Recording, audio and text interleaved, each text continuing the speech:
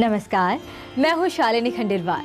सर्वधर्म संभाव की अद्भुत और नई अवधारणा संजोए दर्शन 24 की आध्यात्मिक यात्रा निरंतर जारी है। आध्यात्म की इस अनोखी यात्रा का एक खास पड़ाव है हमारा विशेष कार्यक्रम मार्गदर्शक, जहां हम सभी धर्मों की उन तमाम हस्तियों के जीवन दर्शन को आप तक पहुंचाते हैं जिन्होंने अपनी ज्ञान और अनुभव की अविरल धारा से समाज में नई ऊर्जा, नई चेतना का संचार कर दिया। मार्गदर्शक बनकर समाज को नई राह दिखाने वाले उन सभी विभूतियों के लिए सम्मान समर्पित करने का हमारा अनूठा प्रयास है हमारा कार्यक्रम मार्गदर्शक।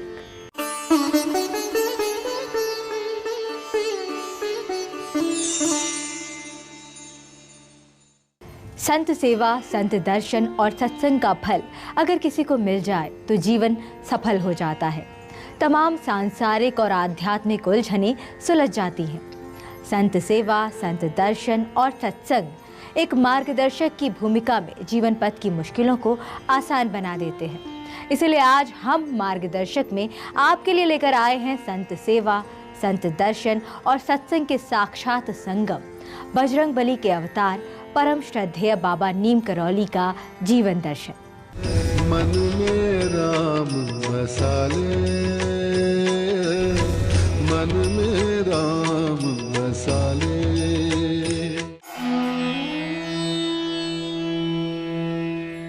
नाथों का नाथ तू, अखंड ज्योति का स्वरूप तू, तू सर्वोपरि है, तू दुख भंजन है, तू मेरा मीत है, तू मेरी प्रीत है, तू तो मेरा इष्ट है।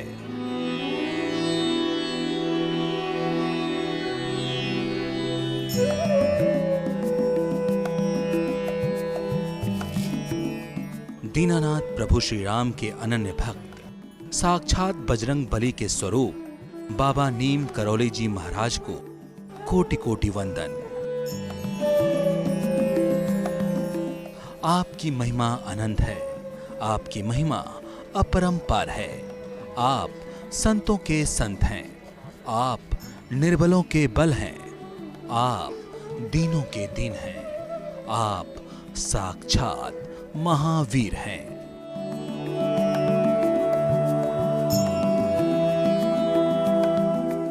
आखिर कौन थे बाबा नीम करौली? कैसा था बाबा का जीवन? कैसे बाबा बने सिद्ध पुरुष? नीम करौली बाबा कब बन गए मार्गदर्शक?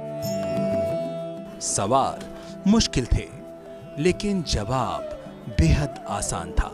वो था बाबा का साधारण व्यक्तित्व।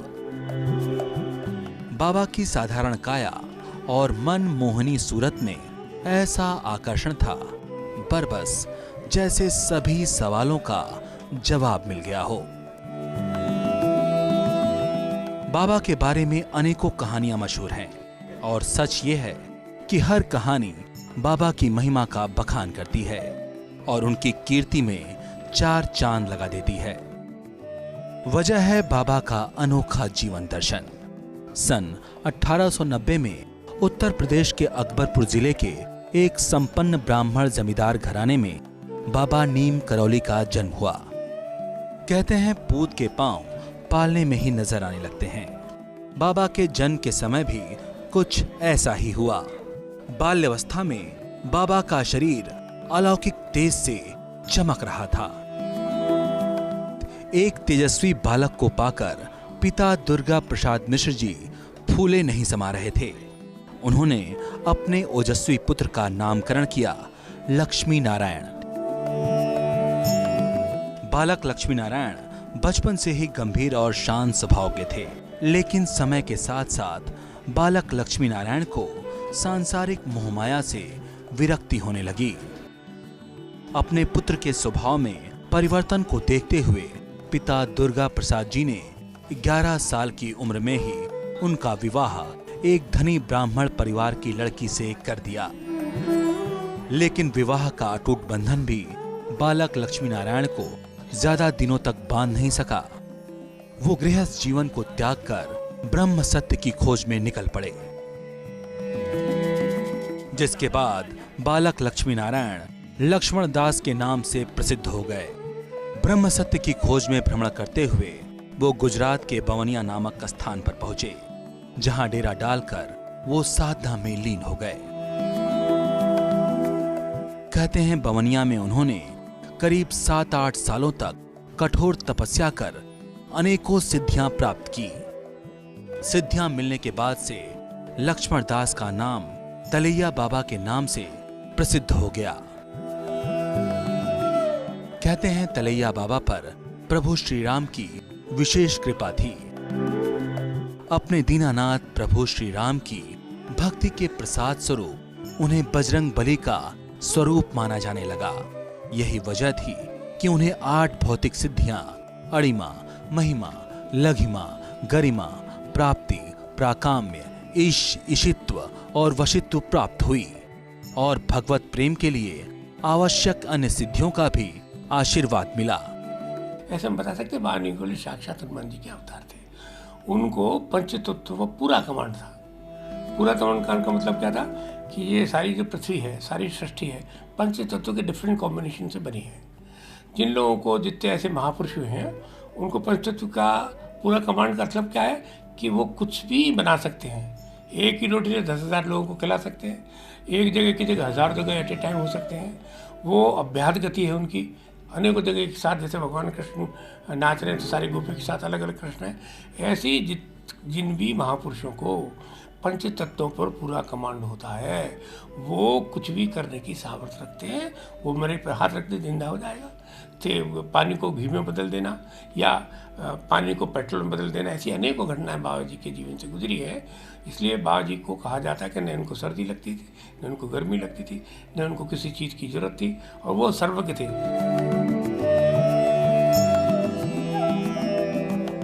प्रभु श्री राम और बजरंग बली के आशीर्वाद से बाबा ने अनेक कल्याण कार्य किए, जो उनके लिए तो साधारण थे, लेकिन जन साधारण के लिए किसी चमत्कार से कम ना थे। और ऐसे ही एक अद्भुत चमत्कार के कारण बाबा का नाम पड़ा नीम करौली बाबा।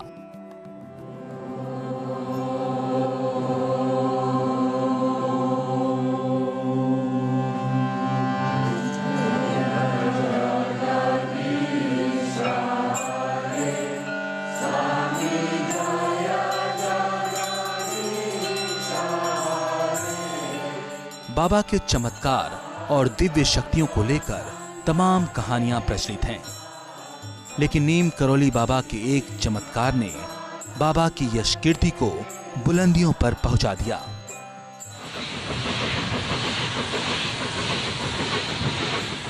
कहते हैं एक बार बाबा रेलगाड़ी के फर्स्ट क्लास कोच से कहीं यात्रा पर जा रहे थे, लेकिन बगैर टिकट यात्रा करने की वजह से अंग्रेज कंडक्टर ने उन्हें बीच रास्ते में करौली नामक के स्थान पर उतार दिया। बाबा जी मुस्कुराते हुए गाड़ी के डिब्बे से उतरकर स्टेशन के सामने ही आसन जमा कर बैठ गए और अपना चिमटा जमीन में गाड़ दिया। गार्ड ने सीटी बजाई, झंडी दिखाई और ड्राइवर ने गाड़ी चलाने का सारा उपक्रम किया, लेकिन गाड़ी 1 इंच भी आगे न बढ़ सकी। लोगों ने गार्ड से कहा कि कंडक्टर ने बाबा जी से अभद्रता की है, इसीलिए उनके प्रभाव के कारण गाड़ी आगे नहीं बढ़ पा रही है। लेकिन रेल कर्मचारियों ने बाबा को ढोंगी समझने की भूल कर दी। गाड़ी को चलाने की कई कोशिशें की गईं, लेकिन गाड़ी टस से मस तक नहीं हुई। आखिर में हार कर कंडक्टर, गार्ड और ड्राइवर ने बाबा की शरण में जाकर क्षमा मांगी। उन्हें आदर से पहली श्रेणी के डब्बे में बिठाया और जैसे ही बाबा ट्रेन में बैठे वैसे ही गाड़ी चल पड़ी। तब से बाबा का नाम पड़ गया नीम करौली वाले बाबा। अपने स्नेही जनों द्वारा दिए गए विभिन्न नामों में से बाबा ने स्वयं जिस नाम को मान्यता दी वो था बाबा नीम करौली। इसका प्रमाण यह है कि जहां कहीं भी उन्होंने हस्ताक्षर किए उन्होंने बाबा नीम करौली ही लिखा। उनके विदेशी भक्तों ने हिंदी बोलने में सक्षम न होने के कारण उनके नाम को नीम करौली बाबा समझा और इसी नाम से वो भक्ति जगत में प्रसिद्ध हो गए। करौली में बाबा कई वर्षों तक साधना करते रहे। करीब 10-15 साल बाद उनके पिता को सूचना मिली कि पुत्र लक्ष्मी नारायण साधु बनकर करौली गांव में रह रहे हैं। वो तुरंत अपने पुत्र से मिलने वहां पहुंच गए। पिता ने घर वापस चलने का आदेश दिया तो बाबा जी ने दोबारा गृहस्थ जीवन में पदार्पण कर लिया। सिद्ध महापुरुषों की दिव्य शक्ति और उनके सामर्थ्य को पहचान पाना और उसकी सीमा को आंकना हम साधारण जीवधारियों की क्षमता से परे ही नहीं बल्कि कल्पना से भी परे है। पिता ने आदेश दिया घर लौटने को, वो लौट आए और तब उनके दो व्यक्तित्व सामने आए, एक गृहस्थ का, दूसरा सन्यासी का। वो अपने परिवार का पूरा ध्यान रखते और साथ ही साथ अपने विस्तृत परिवार यानी संपूर्ण विश्व का भी ख्याल रखते। विवाह के बाद सन्यास, फिर दोबारा गृहस्थ जीवन में वापसी, एक सिद्ध पुरुष का सन्यासी होना और फिर गृहस्थ होना बाबा जी के जीवन का ये एक अनोखा पहलू था। उनके जीवन दर्शन का ये एक अद्भुत विरोधाभास था जिसे उन्होंने एक सिद्धात्मा की तरह बड़ी ही कुशलता से जिया। वक्त के साथ साथ पति और पिता की भूमिका को उन्होंने बड़ी ही जिम्मेदारी के साथ निर्वाह किया और साथ ही साथ अपने पितृत्व की धारा से समाज को सींचने लगे। भूले भटकों को समझो नया आसरा मिल गया। बाबा नीम करौली के ओजपूर्ण व्यक्तित्व का ही कमाल था कि बाबा के लाखों अनुयायी बन गए जो मानवता को ही परम धर्म समझकर समाज की सेवा करने लगे। 64 में कैंची का मंदिर बन गया था, भंडारा था, तो हमने देखा कि घी खत्म हो गया कि चलो गंगा जी में घी बहता है, 10-12 टिन घी डाल के पानी में डाल दिया और कढ़ाई में घी से बन गई। जब घी आ गया तो उन्होंने गंगा जी में डाल दिया। एक दूसरे बालक करके एक ड्राइवर था, उसने कहा, बाजी ने कहा चलो अभी गाड़ी चली, बाजी पेट्रोल ले, चल ये पानी बहरा डाल ले इसको, ये पेट्रोल पानी डाल लिया और किसी को बता रहा मत। नैनीताल से लखनऊ तक गाड़ी आ गई। तो बाबा जी के जो करते हैं वो प्रकृति पुरुष है, उनके अंदर पंचतत्व का पूरा ज्ञान है, पंचतत्व से सारी सृष्टि बनी, उनके लिए कुछ भी असंभव नहीं था। नीम करौली बाबा भगवान हनुमान के परम भक्त थे और उनकी तरह ही प्रभु श्री राम को अपना इष्ट देव मानते थे। वो तन्मय होकर रामधुन के प्रेमोन्माद में रमकर नाचते गाते रहते और हनुमान जी की तरह ही सियाराम की जोड़ी को हृदय सिंहासन पर बिठाए वो हर घड़ी हर पल राम नाम का जाप किया करते थे। प्रभु श्री राम में बाबा की अपार श्रद्धा और भक्ति के कारण ही भक्त उन्हें भगवान हनुमान का अवतार मानने लगे। इतना ही नहीं, अपनी भक्ति और समर्पण के बल पर बाबा जी अनेकों अलौकिक शक्तियों के मालिक बन गए। उनके चमत्कार और शक्तियों को लोगों ने साक्षात महसूस किया। बाबा पर प्रभु श्री राम की असीम कृपा थी। यही वजह थी कि भक्त उन्हें साक्षात बजरंगबली का स्वरूप मानते थे।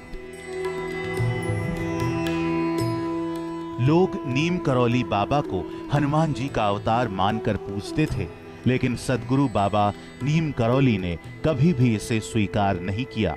उन्होंने कभी स्वयं को कर्ता नहीं माना और ना ही जनता जनार्दन को मानने दिया। जब तक वो इस धरती पर रहे एक साधारण मनुष्य की तरह बस राम नाम की धुनी रमाते रहे। अपने परम इष्ट श्री राम जी को ही सिमरते रहे और अपने पास आने वालों को भी केवल राम नाम के ही सिमरन, ध्यान और जप में लीन रहने की सलाह देते। परम श्रद्धेय बाबा नीम करौली जी की अलौकिक शक्तियों की चर्चा देश ही नहीं पूरे विश्व में होने लगी। बाबा के अलौकिक व्यक्तित्व के बारे में इतनी चर्चा हुई कि उनका नाम किसी से अनजान न रह गया। वो जहां जाते हनुमान मंदिर बनवाते। इस तरह अनेक स्थानों पर उन्होंने श्रद्धा केंद्र मंदिरों का निर्माण करवाया और 2 आश्रम की स्थापना की।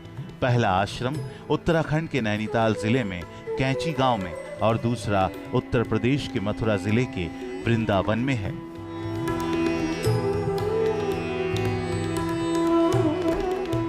नीम करौली बाबा की महिमा बड़ी न्यारी है। भक्तजनों की माने तो बाबा की कृपा से बिगड़े काम बन जाते हैं।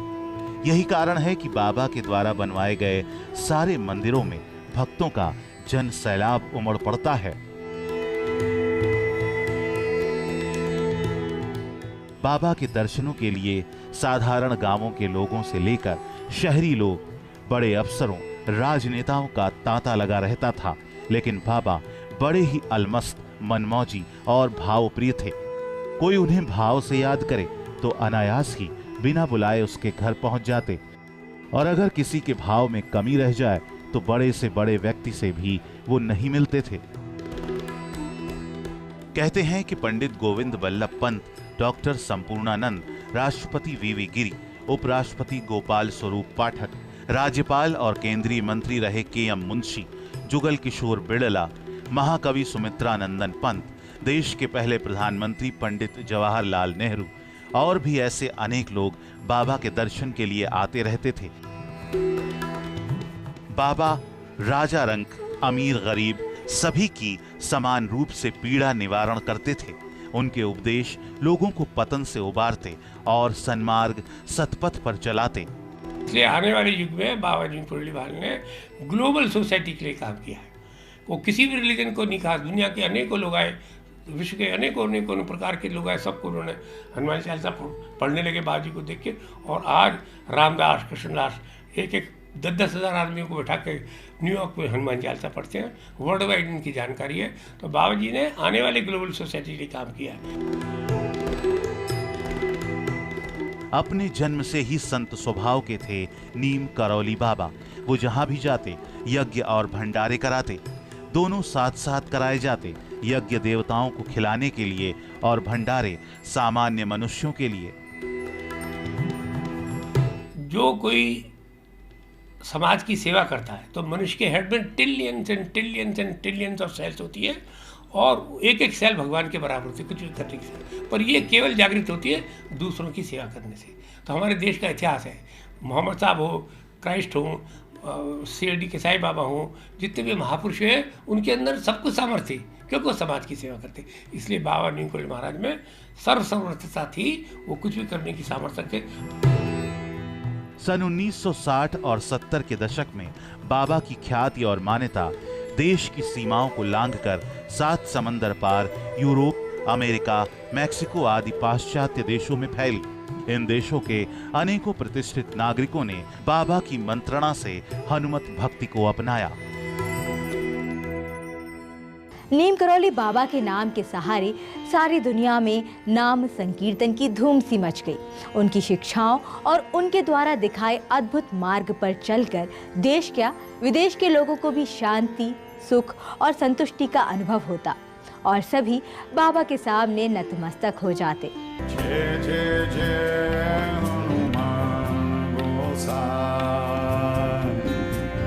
परम सिद्ध संत थे नीम करौली बाबा। उन्होंने समाज को एक ऐसा मार्ग दिखाया जिसमें उन्होंने बताया कि गृहस्थ